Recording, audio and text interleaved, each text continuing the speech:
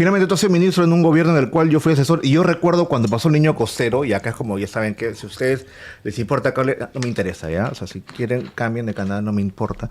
Pero yo recuerdo esa sensación de qué bestia. Si yo no hubiese estado en ese momento acá, no me daría cuenta de ese detalle, que es cuando todo cae en el Estado peruano, solo funcionan las Fuerzas Armadas.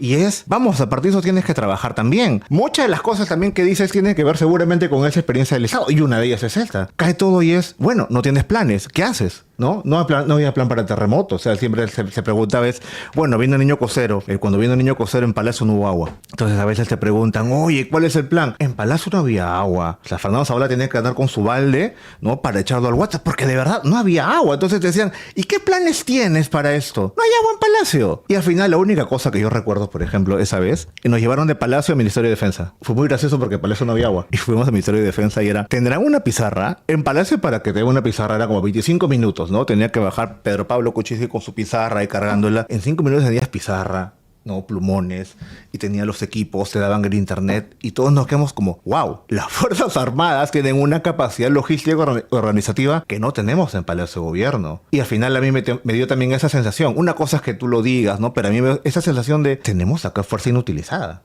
Totalmente. Y uno que viene de la izquierda peor todavía. Totalmente. Y recuerda tú que uno de los grandes logros en gestionar la crisis del niño costero fue la formación del COEN. Uh-huh. El COEN, el Comando de Operaciones de Emergencia Nacional. Sí. Había un COEN en INDECI. ¿Ya? Esto no se ha entendido. Había un COEN en INDECI. Funcionaba en lo que fue la casa de Matilde Pinchi Pinchi.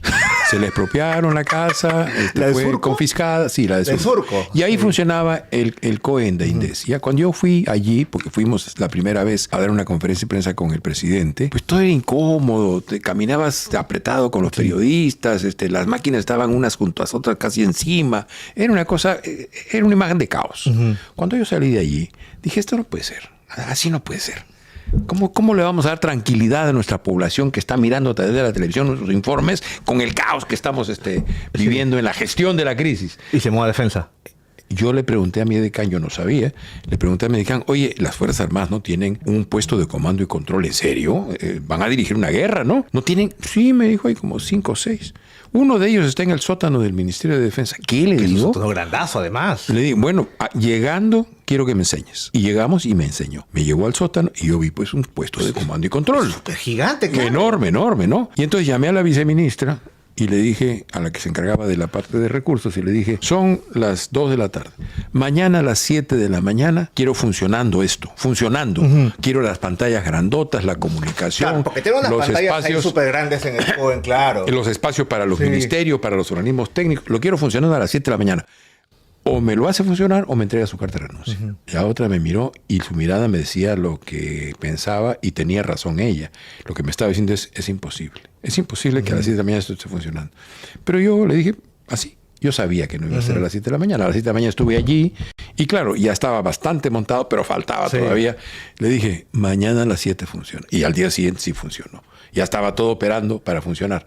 Pero ¿por qué era importante eso? Porque la gente nos iba a ver trabajando para ella. ¿Qué vio durante el niño costero? Al presidente de la República, al primer ministro, al ministro de Defensa, a todos los ministros, a los comandantes generales, a la policía, a los bomberos, al CENAMI, al INDECI, al instituto, ¿cómo se llama? La Autoridad del Agua, en fin.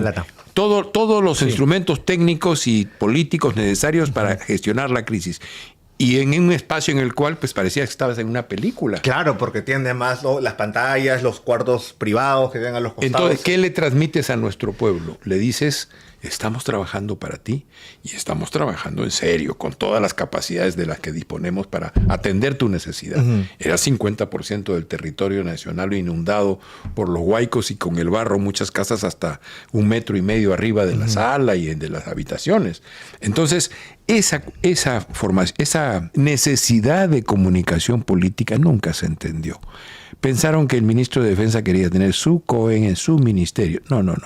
Era tener un puesto de comando y control en serio. Uh-huh. ¿Y qué le transmitías a nuestra gente con eso? Confianza, tranquilidad. Pero yo iba rumbo al grupo aéreo número 8 a tomar el avión de la Fuerza Aérea para llegar a Piura, Y en ese momento escucho en la radio hablando a Patricia del Río, que estaba en RPP entonces, hablando con una señora que lloraba porque estaba rodeada por las aguas en una parte de la sierra de Piura, de una de las sierras de Piura. El marido se había ido, ella estaba embarazada, estaba por parir, estaba sola, y entonces le digo al edecán, comuníqueme con Patricia del Río. Me comunicaron. Y le digo, Patricia, dile a la señora, me dice, ministro, la señora está acá, ¿le puedo comunicar? ¿La puedo conectar? Conécteme, por favor. Y entonces comencé a hablar con la señora. Era una muchacha de 20 años, estaba a punto de parir. Y le digo, deme sus coordenadas, no apague su teléfono celular, estése tranquila, vamos a llegar. Le aseguro que vamos a llegar por usted en el más breve plazo. Y fue así una conversación, la señora se fue tranquila, finalmente dejó de llorar, se tranquilizó, ya, voy a esperar. Inmediatamente llamé a Piura, destaqué un helicóptero con equipamiento médico, la ubicaron muy rápidamente, fueron, la sacaron, la pusieron en el helicóptero y parió en el aire. Ya me acordé. Tuvo a su niña en el aire. Yo siempre a Patricia del Río, cuando la veía, le decía bromeando, tenemos una hija. Sí. Porque la señora le puso de nombre a su hija Cielo, porque nació en el aire, ¿no? Yo fui, llegué al hospital y del hospital vi que estaba bien, pero transmitía, RPP estaba transmitiendo mi visita, la bebé, qué sé yo. ¿Pero por qué lo estaba haciendo? ¿Por figuretti? No, le estaba diciendo a toda la gente que estaba escuchando, si yo digo que vamos a llegar, llegamos. Confíen. Y así fue. ¿Y hubo un exceso de conciliación ahí en Pedro Pablo Kuczynski? ¿Te refieres a su relación con el fujimorismo? Sí. Mira, yo creo que nunca entendió la naturaleza del fenómeno que tenía enfrente. Él era es un hombre muy inteligente, pero la política no está en su orden de prioridades. Si tú conversas con él lo entiende muy rápido, pero se da la media vuelta y su orden de prioridades es otro. Se olvida aquello que le parecía importante hace 3 minutos. No porque sea torpe, sino porque su orden de prioridades es uno distinto. Hubieron 2 incidentes. Uno, el del ministro de Educación, la posibilidad de su censura, ¿no? Yo siempre pensé que debiéramos haber hecho cuestión de confianza. Yo recuerdo que tú fuiste las personas que dijo que debían defenderlo. Y se lo dije a Fernando. Tu cabeza es la que está en juego, porque sabemos que tú vas a caer. Pero creo que además tú le dijiste, hubo una conferencia de prensa que salieron apoyando a Jaime Saavedra. Y creo que fuiste las personas, no sé si como sombrío, que dijiste, hay que defender a Jaime. Es que había que ser de cuestión de confianza. Claro. Es como cuando, yo soy de colegio nacional, ¿no? Es como cuando en el colegio te agarran la barbita y tú le pegas un puñetazo. Si no le pegas un puñetazo, te fregaste porque te van a agarrar la barbita toda la vida y te agarras de punto, ¿no? Así es. Sí. Entonces tú aprendes eso rápido en el colegio, te agarra la barbita, puñetazo. Y si puedes un rodillazo donde ya sabes, también, ¿no? Bueno, lo mismo era con esta cosa de la censura. Pero estaban agarrando la barbita. Claro. A mí no me agarras la barbita. Pero además, no te habían reconocido el triunfo. No te habían visitado para reconocerlo. No te habían aplaudido en el Congreso. Y adicionalmente, en el primer discurso político importante que da la candidata perdedora, dice, voy a gobernar desde el Congreso. Ahí empieza esta crisis. Sí. Esta larga crisis tiene fecha. Empieza en ese discurso. Y lo que ha ocurrido después es que ha terminado gobernando desde el Congreso. Ha realizado lo que dijo en ese discurso. Y para hacerlo han caído 6, 7 presidentes. Hemos generado la enorme inestabilidad política. Han tratado, como lo están haciendo, de copar distintos organismos del Estado. TC, Tribunal Constitucional, Junta Nacional de Justicia, Fiscalía, Defensoría del Pueblo. Es el esfuerzo de gobernar desde el Congreso. Y han diseñado en una especie de asamblea constituyente clandestina un esquema constitucional que es contrario a la tradición constitucional peruana, que era de equilibrio de poderes. Aquí han creado un superpoder que va a ser el Senado, si es que lo dejamos. Sí. Porque este es el diseño, pero falta saber si la gente votará para que tengan la fuerza para lograr que ese diseño sea realidad. Está por verse. La política nace en el hígado. Alguien dice, yo quiero, pero no puede quedarse en el hígado. Tiene que llegar al cerebro para que esa voluntad se exprese en una gestión razonable, eficiente. Y eso no es una mercancía que abunda. Hay gente que piensa que porque tuvo éxito en una actividad, fue un buen literato, fue un buen empresario, fue un buen militar. esa sola característica le permite decir, voy a tener éxito en la política, voy a trasladar mi realización personal en esta o en esta o en esa otra actividad en la política. Y cuando miras los resultados, pues los resultados no corroboran esa idea. Política tiene sus servidumbres, tiene sus conocimientos, tiene su intuición entrenada a lo largo de años, de décadas. Y eso se pone en ejercicio cuando estás en el momento de la conducción. Ese momento es un momento de mucha soledad, porque tú tienes que tomar decisiones. Puedes tener 40 asesores que te dicen una cosa, te dicen otra. Por ejemplo, cuando yo tomo la decisión de renunciar porque consideré que el indulto no era humanitario, sino era una negociación política, y no estaba de acuerdo con eso, todo mi entorno me decía, no te vayas, no renuncies, estás loco, ¿cómo vas a hacer eso? ¿En serio? Todo mi entorno. Pero uno tiene que tomar una decisión. Y yo estaba profundamente convencido de que lo que estaba haciendo era correcto. No solamente por razones éticas, íntimas, de convicciones, sino también por el significado de un hecho así para la historia política del Perú y para las instituciones. Entonces tienes convicciones. Y esas convicciones son siempre, como decía Toño Cisnero en un poema, solitarios son los actos del poeta como aquellos del amor y de la muerte. El poder es igual, es un acto solitario. Si gana la China, va a gobernar el chino. Y esa era una idea muy clavada en la cabeza de la gente. Muchos, ¿ah? Bueno, el chino ya no está. Y ya ese recurso no existe.